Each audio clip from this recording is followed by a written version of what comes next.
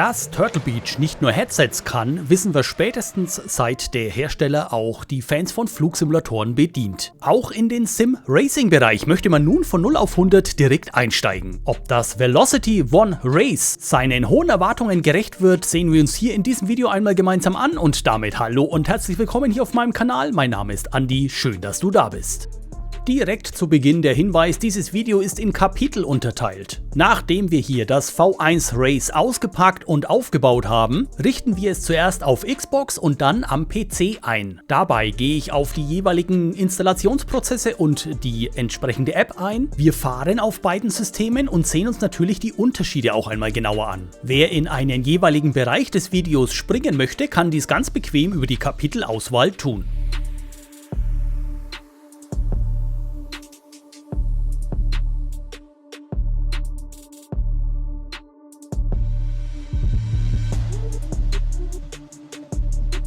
Das ganze Paket hat mit ca. 12 Kilogramm ordentlich Gewicht. Der schwerste Part davon ist der Fuß mit 5,62 Kilogramm. Die Pedale haben 4 Kilogramm, das Lenkrad 1,36 Kilogramm und dann kommt noch ein bisschen Kleinzeug obendrauf wie die Kabel zum Beispiel oder die Buttonbox. Ein paar Daten aus den Spezifikationen. Kompatibel ist das V1 Race mit Xbox, also Xbox Series X und S und Xbox One und Windows PC. Der direkt angetriebene Kraftrückkopplungsmotor K-Drive mit 7,2 Newtonmeter ist auf ein originalgetreues kinetisches Verhalten abgestimmt. Das damit einhergehende Feedback soll den Realismus der virtuellen Strecken in den Rennsimulationen dadurch erhöhen. Die Velocity One Control Unit, die ihr hier seht, ist eine Buttonbox, die ihr auf beiden Seiten des Lenkrads anbringen könnt. Also ein modulares Design mit USB-C-Anschluss, welches den einfachen Zugriff auf wichtige Fahrzeugsysteme und Einstellungsänderungen ermöglicht.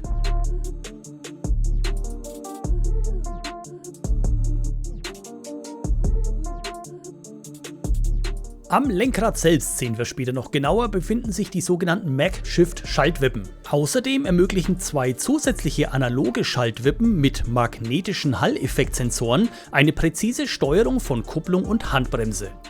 Die Kabellängen sind wie folgt. Das Stromkabel vom Race zum AC-Adapter hat eine Länge von 120 cm. Vom AC-Adapter zum eigentlichen Stecker haben wir dann nochmal eine Kabellänge von 100 cm und somit eine Gesamtstromkabellänge von ca. 220 cm. Die Kabellänge vom Lenkrad zu den Pedalen USB-C auf USB-C beträgt 250 cm, genauso wie das Verbindungskabel zwischen Lenkrad und PC bzw. Xbox von USB-C auf USB-A. Die Kabellänge zwischen Buttonbox und Lenkrad USB-C auf USB-C beträgt 20 cm.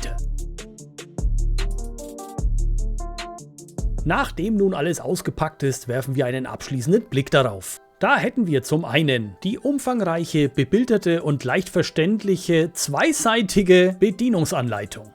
Ein Cover, um das Ganze bei Nichtverwendung zu schützen. Anti-Rutsch-Klebestreifen, wie man sie auch schon von den Rudder Pedals kennt. Schrauben zur Befestigung an entsprechenden Vorrichtungen. Alle Anschlusskabel inklusive Stromadapter, falls ihr im Ausland unterwegs sein solltet. Was aber wohl eher für den Hersteller aus logistischer Sicht interessant ist, denn wer nimmt sein Lenkrad mit in den Urlaub? Wobei, wer weiß. Dann haben wir hier noch das Lenkrad an sich.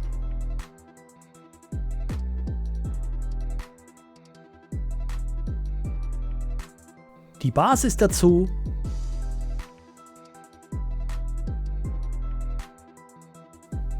Die Buttonbox und die Pedaleinheit.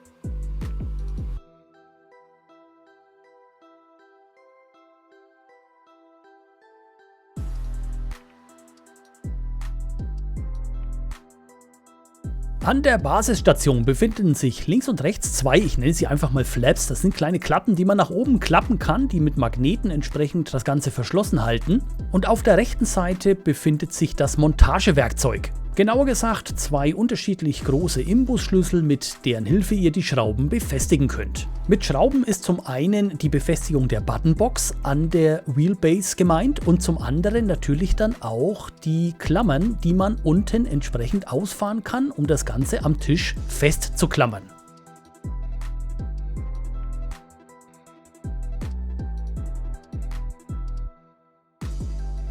Komplett ausgefahren ermöglichen die Klammern eine Befestigung an Tischen bis zu 5,5 cm Stärke.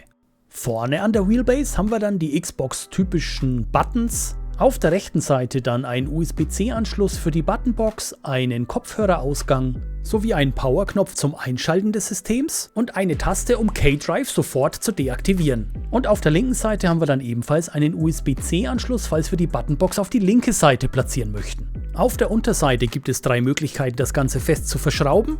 Und auf der Rückseite zwei USB-C Expansion Ports sowie den Anschluss für Xbox bzw. PC und den Stromanschluss. Die einzelnen Buttons am Lenkrad selbst sehen wir uns jetzt gleich noch an, nachdem wir es entsprechend auf der Wheelbase montiert haben.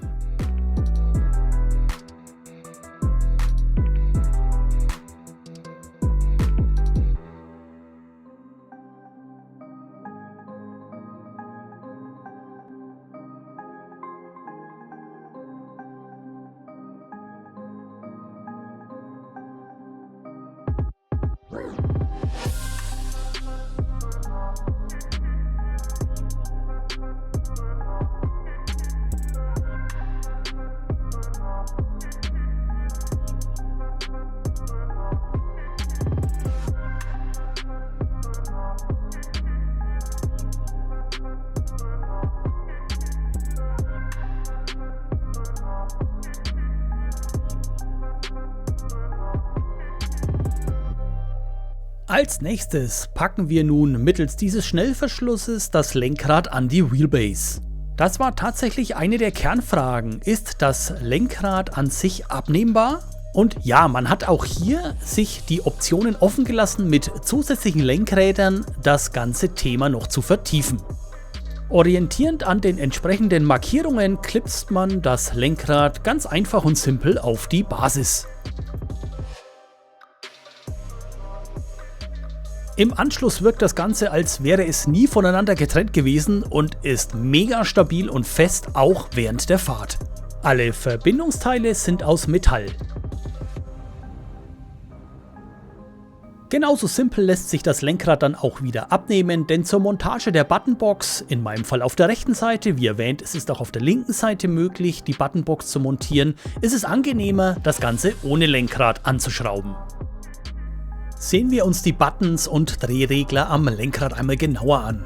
Hier hat man sich vom Material her ausschließlich für Kunststoff entschieden. Links oben findet man zum Beispiel X, Y und LT. Links unten wird mit dem Joystick ein Digipad entsprechend simuliert. Das Drehrad rechts unten, Select und Back, dient entsprechend der Navigation dann im System. Und rechts oben finden wir A, B und RT sowie einen weiteren Drehregler.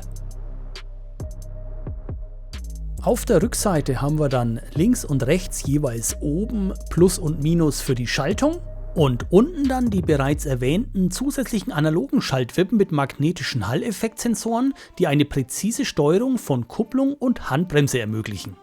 Außerdem haben wir auf der Rückseite dann noch die Tasten LSB und RSB sowie einen weiteren mysteriös deshalb, weil ich nicht weiß, wofür der sein soll, einen USB-C-Anschluss. Darüber darf in den Kommentaren hier unter dem Video gerne spekuliert werden. Weder auf der Homepage noch in der Bedienungsanleitung wird zum Zeitpunkt der Veröffentlichung dieses Videos irgendein Wort darüber verloren.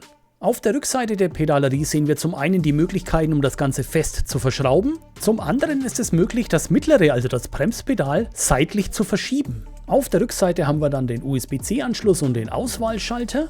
Und in dieser Einstellung hier sieht man sehr schön, wie viel Spielraum hier noch ist, um das Pedal entsprechend seitlich zu versetzen über die Schrauben auf der Unterseite. Wer das linke Pedal, normalerweise die Kupplung, nicht benötigt, kann dieses ganz einfach umklappen.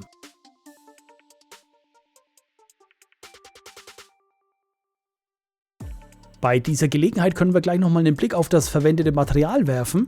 Klar, die Feder an sich ist aus Metall und vieles an diesem Bolzen hier auch. Das Drehbare hier oben ist aus Kunststoff.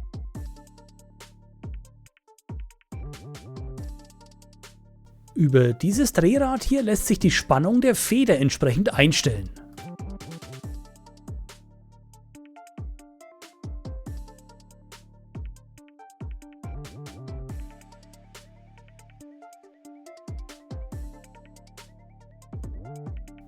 Auf diese Art und Weise lässt sich die Feder an der Kupplung sowie auch am Gaspedal einstellen.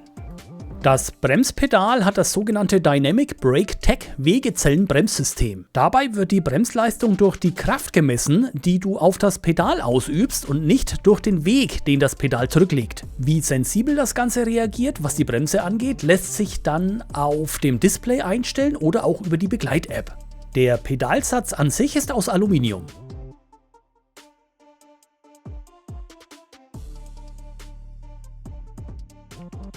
Hier nochmal ein Blick auf die Bedienungsanleitung und deren Vorder- und Rückseite.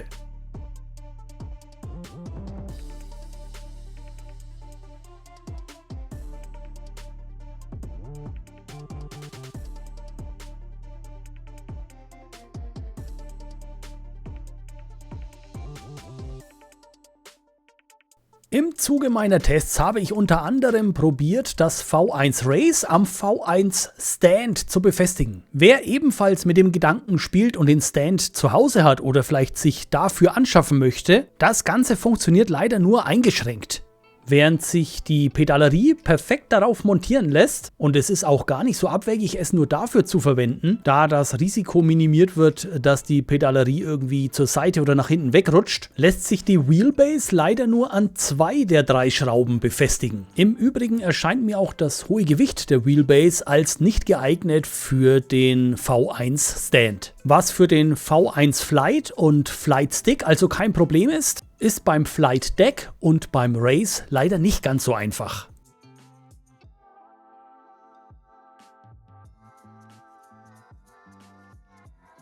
Bevor ihr nun, wie es ich gleich zeigen werde, die Wheelbase an eurem Schreibtisch klemmt, hier noch ein Tipp: Stellt alle Kabelverbindungen vorher schon her. Also an der Wheelbase, noch nicht an der Xbox oder am PC, aber an der Wheelbase. Das ist wesentlich einfacher, als wenn ihr erst das Ganze anklemmt und dann ansteckt. Wie man hier sehr schön sehen kann, sind die Stecker ein bisschen nach innen versetzt und das ist ein bisschen unglücklich gelöst, finde ich, denn man kann von vorne, von oben dann teilweise gar nicht mehr sehen, wo muss der Stecker überhaupt rein. Und auch beim Befestigen der Klemmschrauben ist ein bisschen Vorsicht angesagt, damit ihr euch hier nicht den schönen Kunststoff verkratzt mit dem Imbusschlüssel. Also hier einfach ein bisschen vorsichtig sein auf beiden Seiten.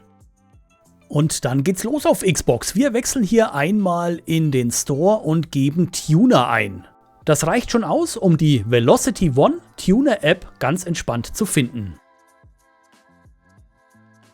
Einmal angeklickt und in die Details geguckt, sehen wir, dass die ungefähre Größe gut 50 MB beträgt und erst kürzlich veröffentlicht wurde.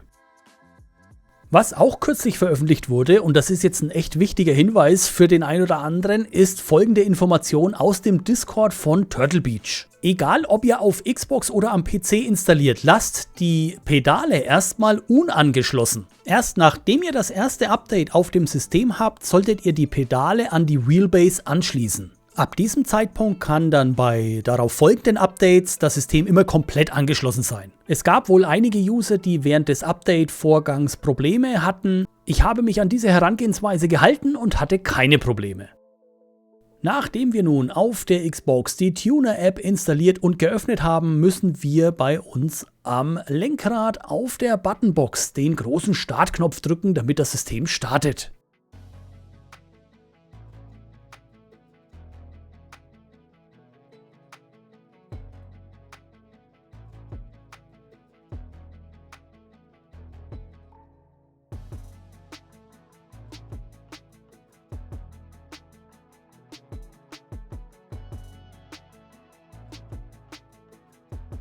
Nächster Schritt: Plattform auswählen.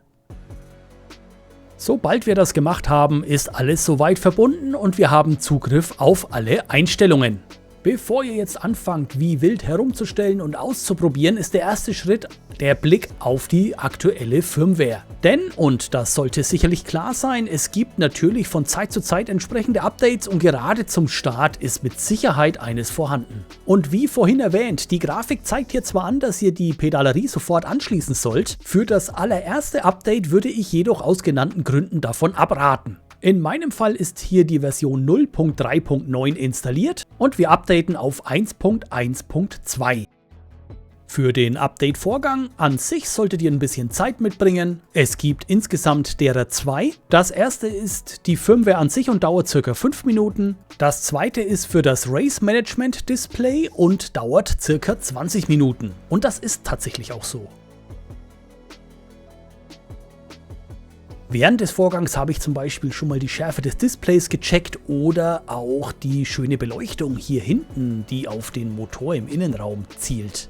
Abstecken, drücken oder sonstige Bedienungen solltet ihr natürlich während des Update-Vorgangs absolut unterlassen. Nach dem Update haben wir dann selbstverständlich vollen Zugriff auf alle Möglichkeiten und so schauen wir uns jetzt hier einmal die Turtle Beach V1 Tuner App genauer an. Aufgeteilt in verschiedene Reiter fängt das Ganze hier mit einem Overview an. Hier sehen wir zum Beispiel die Grundeinstellungen, die hinterlegt sind, die wir jetzt hier in der Folge in den weiteren Reitern einstellen können. Und wir sehen, insofern wir die jeweilige Funktion bedienen, den Ausschlag des Lenkrads, des Gaspedals, der Bremse und so weiter. Damit ihr den Überblick behaltet und nicht für jede Rennsimulation euer bestehendes Profil ändern müsst, könnt ihr diverse Profile anlegen. Unter dem Punkt K-Drive habt ihr nun direkten Zugriff auf den Kraftrückkopplungsmotor. Zum einen könnt ihr hier Einstellungen vornehmen zwischen Track, Drift und Rallye, beziehungsweise auch eine eigene Einstellung vornehmen, sowie zu den Punkten Stärke, Center Spring oder auch zur Dämpfung.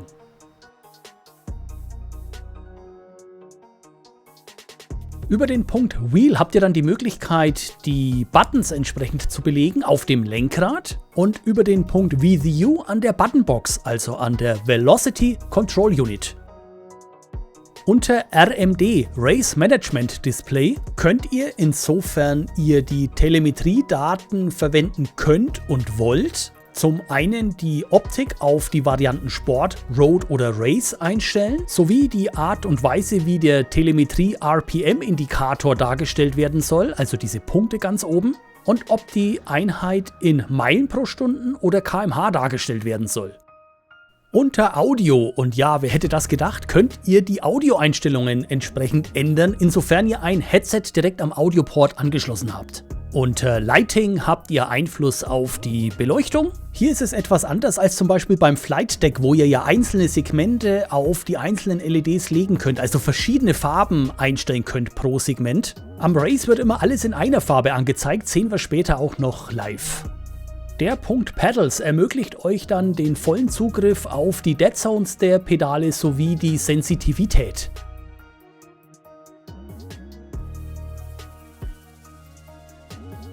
Unter System können wir dann zum Beispiel unser Display dimmen. Das kann sehr angenehm sein, wenn wir beispielsweise nachts unterwegs sind. Außerdem können wir hier den Centerpoint neu bestimmen und ganz unten das komplette System auf Werkseinstellungen zurücksetzen. Den Punkt ganz rechts, Firmware, hatten wir bereits, als wir uns um das Update gekümmert haben. Nachdem wir nun alle Punkte aus der App kennen, gucken wir uns das Display am Turtle Beach V1 Race einmal im Detail an. Gesteuert wird das Ganze über das Drehrädchen E2 am Lenkrad rechts unten und die Tasten Select und Back. Darüber lassen sich alle Icons einzeln ansteuern, links oben beginnend mit dem Mode Selector, also seid ihr auf PC oder Xbox unterwegs. Das zweite Icon ist für die Profile und das dritte, auf dem wir uns jetzt befinden, ist das K-Drive. Über die verschiedenen Unterpunkte habt ihr hier wieder genauso Zugriff wie auch schon in der App. Daraus lässt sich schon sehr schön ableiten, wie umfangreich auch die Einstellungsmöglichkeiten am Lenkrad sind. Ihr könnt also diese Detaileinstellungen nicht nur in der App durchführen, sondern auch direkt am Lenkrad über dieses Display.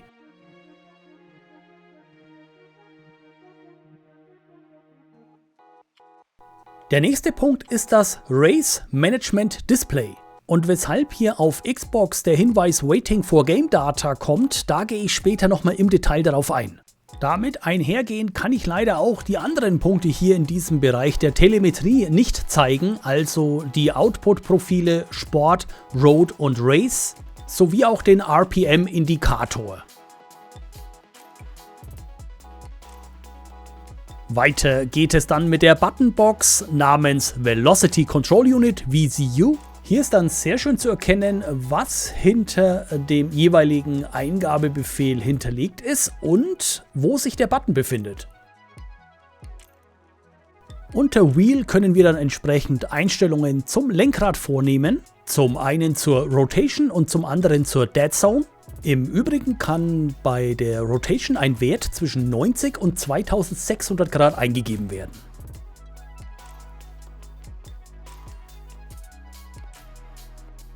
Der nächste Punkt sind die Pedale und auch hier die Dead Zones.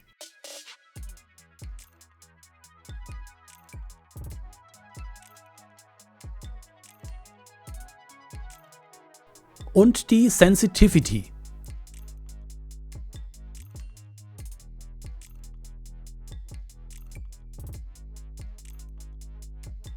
Auch auf das Mapping der Schaltwippen mit magnetischen Hall-Effektsensoren hat man Zugriff.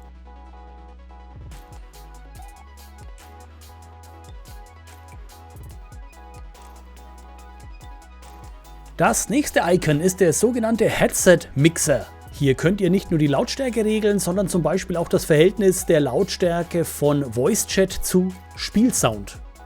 Unter Lighting habt ihr zum Beispiel Zugriff auf die Farbe eurer Beleuchtung.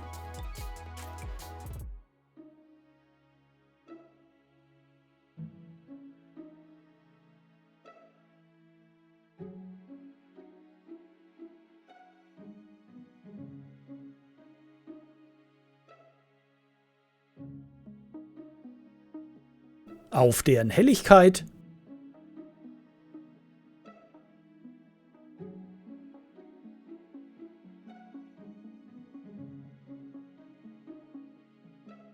und ihr könnt Effekte einstellen, also zum Beispiel, ob das Ganze durchgehend leuchten soll oder beispielsweise atmen.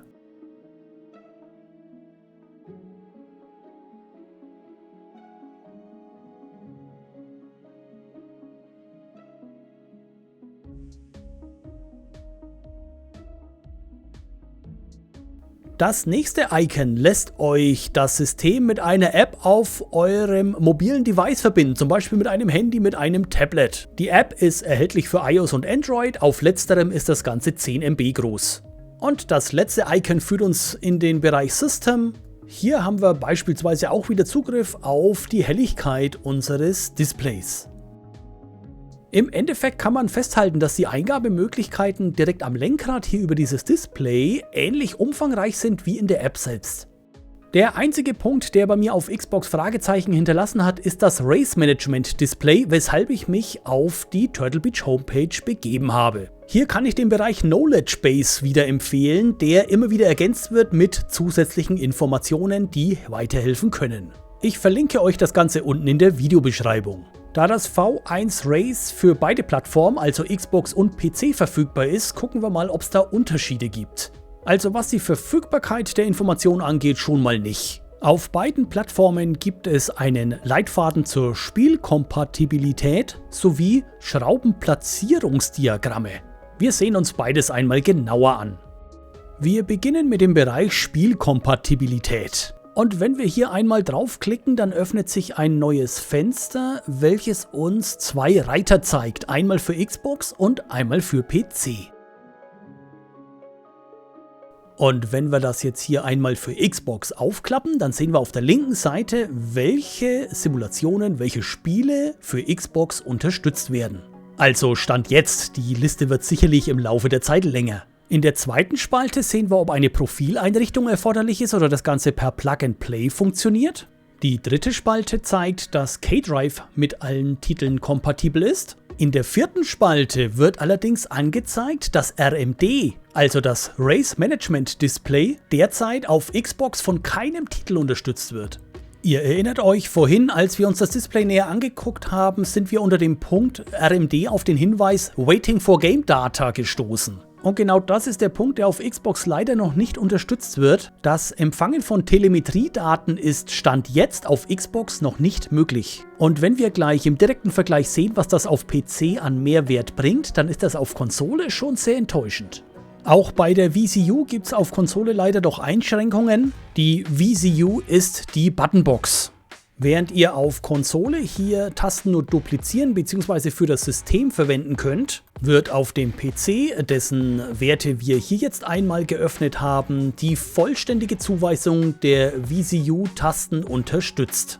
Unter Steuerungsprofil haben wir hier entgegen der Plug-and-Play-Möglichkeiten auf Xbox allerdings die Profileinrichtung immer erforderlich. K-Drive wird natürlich auch hier vollständig unterstützt. Es gibt allerdings einen wichtigen Hinweis für Spiele von Codemasters, den Link findet ihr hier unten.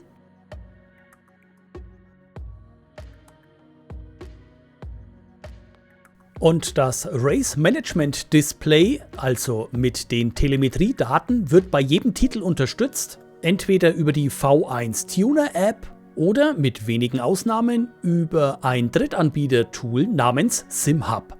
Auch diesen Link findet ihr hier unten im weiteren Verlauf. Wie erwähnt, den Link wiederum zu dieser Seite hier findet ihr bei mir hier unter dem Video in der Videobeschreibung.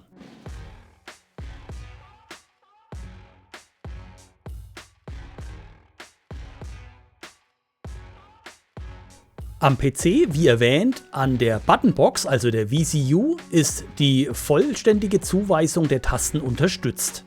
Der Vollständigkeit halber hier nochmal ein Blick auf das Schraubenplatzierungsdiagramm, welches sowohl für die Wheelbase als auch für die Pedalerie vorliegt. Link dazu ebenfalls in der Videobeschreibung. So, jetzt aber mal zur Testfahrt auf Xbox, denn es macht einfach mega Laune.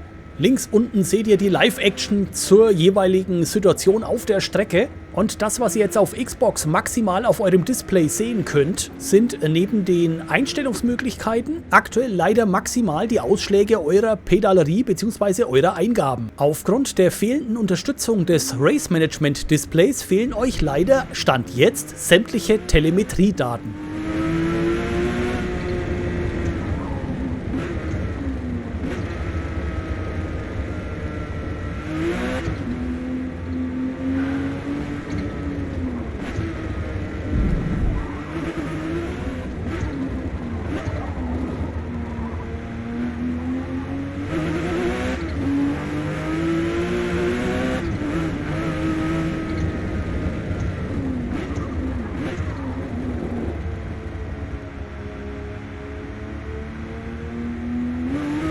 Wenngleich die fehlenden Unterstützungen auf Konsole das Ganze etwas trüben, so macht das V1 Race auch auf Xbox schon mega Spaß. Wir wechseln einmal rüber auf den PC, wagen den direkten Vergleich und kommen zur Einrichtung. Beim Anstöpseln reagiert der PC erstmal gar nicht. Wir wechseln einmal auf den Microsoft Marktplatz und suchen nach Turtle Beach Velocity One Tuner. Also genau wie auf Xbox, allerdings hat die Software hier gut 200 MB. Was wir natürlich nicht vergessen dürfen, denn sonst passiert hier gar nichts, ist einmal von Xbox auf PC zu wechseln. Vielleicht hat der PC deswegen auch nicht reagiert. Ich habe die Plattform erst nach dem Anschluss gewechselt, einmal von Xbox auf PC. Das entsprechende Symbol seht ihr, nachdem das V1 Race dann neu gestartet ist, rechts unten im Display.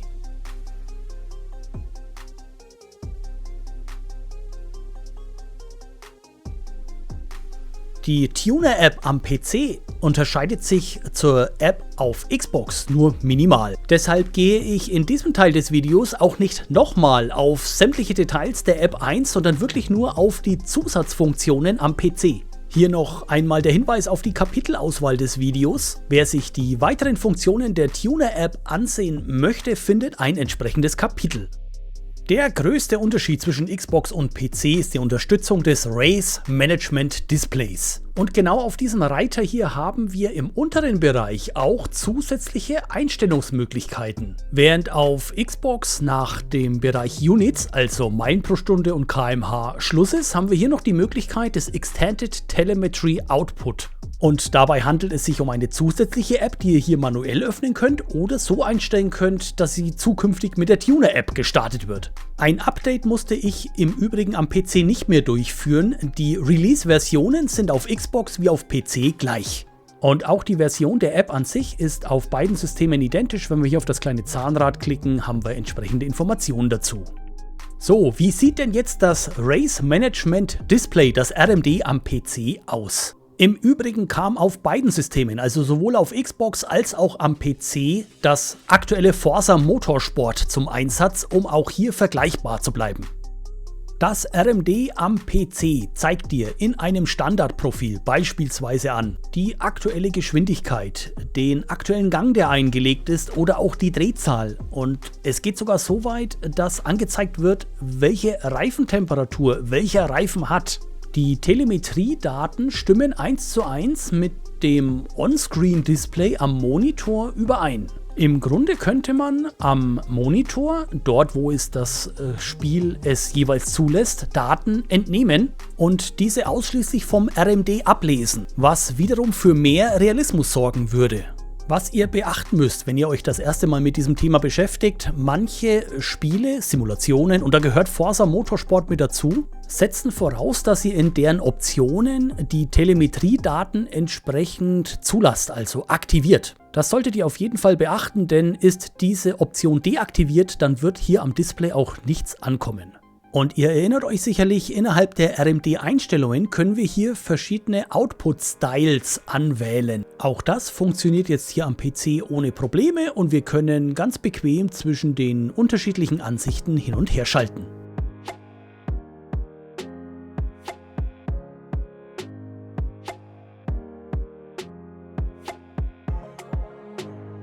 Und auch am PC habe ich natürlich noch eine Testfahrt hingelegt und die schauen wir uns jetzt hier auch nochmal im Detail an. Unten links blende ich euch wieder die Live-Action mit dem V1 Race ein. Und was schon sehr gut zu erkennen ist, sind die Daten am RMD. Ich stelle das jetzt hier gleich nochmal um und zeige euch das.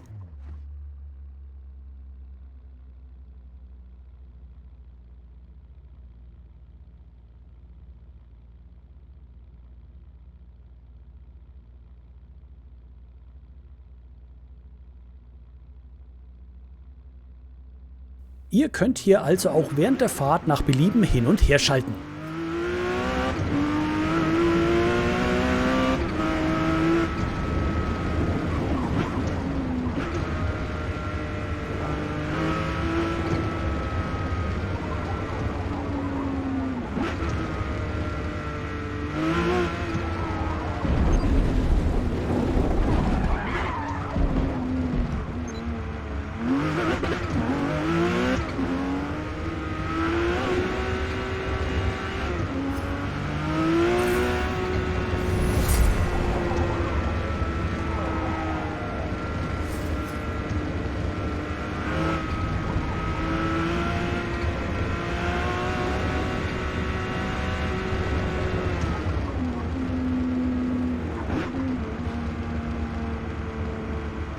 Also ja, auch am PC und da natürlich erst recht auch durch die zusätzlichen Möglichkeiten, die man hat, ein Riesenspaß. Bleibt nur zu hoffen, dass auch auf Xbox die RMD-Funktionen bald nachziehen. Ich hoffe, ich konnte euch umfangreiche Eindrücke des Velocity One Race von Turtle Beach geben. Für Xbox und PC für einen Preis von 699 € ab sofort erhältlich. Solltet ihr Fragen oder Ergänzungen zum Gezeigten haben, nutzt bitte sehr gerne die Kommentarfunktion hier unter dem Video. Über ein Däumchen nach oben würde ich mich sehr freuen und falls noch nicht geschehen, zur Unterstützung dieses Kanals lasst sehr gerne ein Abo da. Ich bedanke mich ganz herzlich fürs Zuschauen, wünsche euch eine gute Zeit und bin raus.